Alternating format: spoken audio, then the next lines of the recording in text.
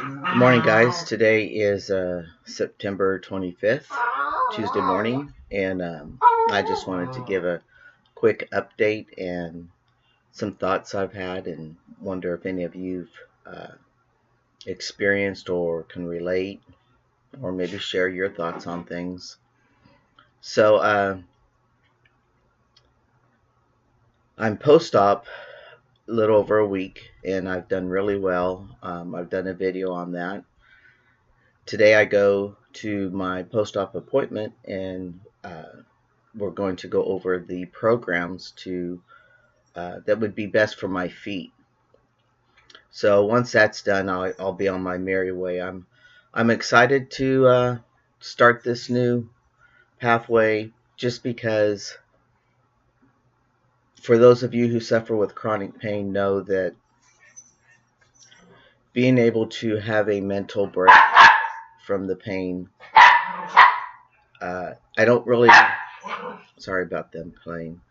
I don't really carry it like an emotional weight, I guess you would say. My chronic pain, I know it's there. I do what I need to do. If I'm painting, if I'm going out to the horses, if I'm whatever I'm doing, I keep doing it even though the pain is always there. I don't let it rule me. However, that being said, when it gets to a point where I can't mentally manage it, that's when I need to get off my feet and take a break and wait until I can recover to go on and do some things, very light things from the rest of the day. Now, with the spinal cord stimulator, what that's going to change is when I'm painting or going out to horses, doing any kind of project, it will be on and I won't feel that pain while I'm doing things. So it changes the quality of my time. However, one must really remember this. If you're ever contemplating a spinal cord stimulator or have one, it is not a cure. A lot of people, I've watched the videos, get all depressed because they still have the pain, da da da. It's not a cure. What it does is it gives you a quality time to do things, perform things that normally you couldn't do, or would have such great pain it would attack you emotionally. Now, with my situation being in my feet, I know that when I go to turn off the stimulator, because you do need to turn off the stimulator at some point in time, I know that my feet are going to be blown up just as if I didn't have the stimulator. So I'm prepared to get that big blow of pain and that unsettledness that I need to recoup. Uh, that's my expectations. I know that this isn't a cure. I just know that it will help me. It will provide better quality time that I'm able to do what I need to do. So that being said, there's enough of that. So today I also have an appointment because of the CPAP machine. It's doing fine, but I'm having a hard time when I first put it on. The setting they have for the oxygen is too low for me with my claustrophobia. I still do it, I still get through it, but I have to really, really, really work hard on not panicking. And what I mean by that is when I put the mask on, when you breathe, it starts bringing oxygen to you immediately when you turn on the machine. But when I breathe, I'm breathing that hot air. I'm feeling that hot air as if I was in a tunnel and the top of the tunnel was right here, and I'm breathing against the wall of the tunnel and I can't get away from it. And that's what the mask does for me.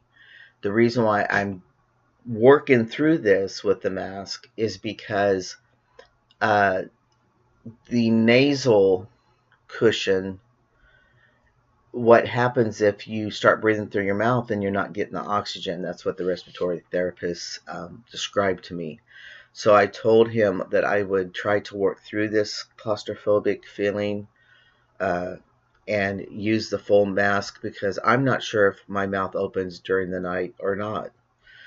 So that being said, he suggested me to come in. He's going to check my settings and check the fitting again and go over. I'll probably have to remind him of what happens with me. And then he's going to make a recommendation to the doctor he has to have a prescription to change anything. So that's what's happening today. Now, everything's been going good. I mean, I finally got out in the truck yesterday and had to do some running around. I actually went to the horses. I cleaned their pens. We didn't get over there all weekend. Tony has been swamped with this night class she's taken, child development, and plus being new to the district, trying to get her own mojo going there. And so I haven't really pushed her.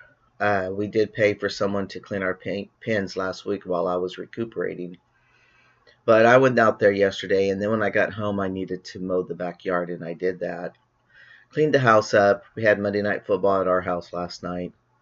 And started barbecuing hamburgers and hot dogs. I was spent, and really I would take today to recoup, but I got to go to these appointments. So let's talk about some things. Just, I noticed when I go to the stores, being male, I just, I just noticed within myself, it's like when I react to things, when I react to other people's idiotic ways or the disrespect, people crowding in front of you, or just the air about, it just saddens me to go out and be in the public and get so discouraged because people around you, they just don't care. They're in their own world. They're like busy ants. Well, ants actually are more respectful than what I've encountered. But it's just like they just walk in front of you. They just keep their cart in the middle of the lane. They have no couth, and it just really saddens me. But I noticed, being male, that although the reaction is there, I kind of just handle it a little different than I used to. And sometimes like yesterday, for example, I was in the line. I went to Walmart because it's the closest. And there was 4 cash registers open. They had tons of people on the floor stocking and doing the to-go backs, and then they had the self-serve checkouts, and that line was like 10 deep. Go to the next register, that line's like 10 deep, and you go on down and you see the lines just wrapping around. And I thought to myself, wow, they can't get all these people, they can't pull in a couple more cashiers off the floor and get down the crowd, because it wasn't that busy, but it was busy in the front of the store. And so at one point I turned around and there was a guy in back of me, and I made the comment. I said, for as many people are standing in line, you'd think they'd take a few people off the floor that they've got all over. And he just kind of shook his head, and I thought, when I turned back around, I thought, that's how I would have responded prior to transition. So was that wrong or right for me to talk like that, and I thought to myself at that moment in time, there is all kinds of guys out there. There are guys who don't talk at all, don't make a facial expression. I mean, I grew up, my uncle, he's not that way now, but growing up with one of my uncles, he was that way. Never smiled, just had a frown on his face, didn't talk hardly at all. And you can't see that now. But, there's all kinds of guys. And I think sometimes we get so caught up because we weren't raised as a male and don't have that socialism that we overthink our actions. And I did that yesterday, and I thought to myself, why would I care how I responded? It's just me. And then I saw a guy in front of me, because sometimes I check out bodies. And I've said this before on the film. I've always admired guys who take care of themselves because, we didn't get a chance to have the opportunity to have those nice bodies. Well, some of us. So I'm always checking out how guys take care of themselves. Especially at Walmart, there is tons of guys that have hips, that have a butt, that have a gut, a butt, and hips. I mean, and I can tell by looking at them that they feel they're conscientious of how they look. I can see it. I can see them, and usually they're younger, but I can see them like withdrawn a little, because they don't fit the mold. And then there's guys who just don't care. There's a big old white guy in front of me. Well, he was about 4 deep, and he was huge. He was still walking, but he had a big old brace on his knee, and he had a cane. Butt crack showing. He probably was about 6 foot, but he was like 300+ pounds, and he didn't care how he looked and stuff. He just, and a lot of time I think honestly, if you really think about it, there's a lot of guys that just don't care how they look or how they present themselves. And then there are guys who don't fit the molds and are conscientious about that. And then you've got the gay culture. Same thing. You've got the majority of the gay culture who really takes care of their bodies. The fit bodies are more attractive. And then you've got the gay culture that's got the geeks. And then you got the gay culture who some people are just raised in a lower setting of socialism and really don't care. They're just them. So I guess why I'm saying this all is to bottom line, let go of how you look compared to other people. Just be yourself, and if you feel uncomfortable in your body, then take the time to start things out, to change things for yourself. It's not going to happen overnight. You did not get that body like that overnight. It's okay to admire other people, but it's not okay to look at them and wish so hard you could be like them that you get frustrated and flustered and you get into this little depression or frustration, and some people even get angry, and then they comfort eat, or they roll themselves up in a ball and just don't do anything about it. Take a moment to admire yourself in a way that you see other bodies. So when you're looking in the mirror, remember the other bodies. Look at your body and say, no, you're not there. But I'm going to work every day at treating you better. And I'm going to ask you to function better for me. So make choices for yourself. Cut out some processed foods. That doesn't mean do everything at one time. Like, cut out the sugar coffees if you go to Starbucks. Oh man, Ethan, that is my favorite. Okay, work on something else. Cut out the ice cream you buy and leave it in your refrigerator. I'm just making suggestions. I don't know where you guys are.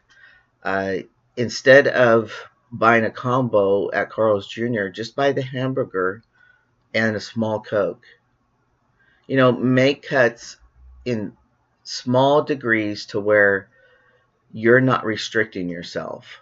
Or, like I've said for the last 3 or 4 years now, add food. So when you have a Carl's Jr. hamburger, instead of fries, buy a salad. Add a salad to your lunch.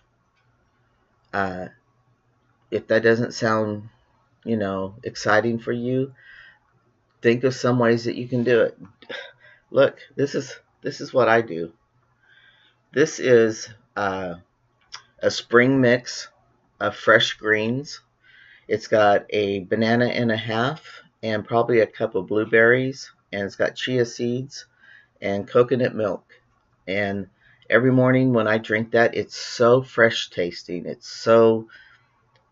It tastes vibrant. And you can't taste vibrant, but your mind knows vibrant. And that's how it tastes. I love the shakes in the morning, even without protein powders, because we quit using those. But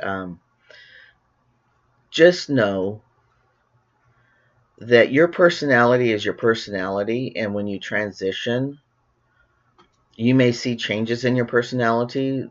Like I have, I don't have to react to everything.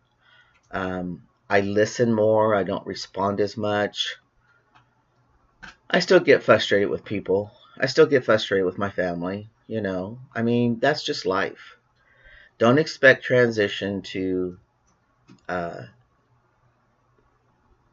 put you on a road of curing everything, and everything's going to be different, because you're still going to be the same person you were on the inside, but the inside person's going to be freed. And there are going to be times where you experience different things, just like puberty, exploring yourself, exploring avenues, exploring sexuality. I've seen people where their sexual orientation has changed, and sometimes you just grow so much at being the whole you that when you look back on life, you go, wow, I was so depressed, or oh, I was so held down, or wow, I knew I was, but I didn't know that much. And then you can appreciate life. But in all aspects, whether it's your body, whether it's the way you react to things, just if you notice a glitch, step back, look in the mirror, and say, I'm going to work on one thing at a time. But don't put yourself and your body on a road of expectations that the goal is trying to be like somebody else, because you will fail. You are uniquely wrapped, and you were born uniquely to be a person who has their own pathway. And for those guys and gals out there that the guys can body, you see a lot of trans guys, the younger generation, lifting weights and transforming their bodies in ways that, even I salivate over. But I know where I am. I know physically what I can do. And I have to calm the boy down and say, you know what? This is the way it is now. Do the best you can and be who you are. So I'm going to 20 minutes. I always do long videos. I'm sorry if some of you, anyway, but I'm going to go from here, and I just wanted to put some of these thoughts out on the tube. You guys take it one day at a time. Always make your journey as simple as possible, and I'll talk at you later. Bye.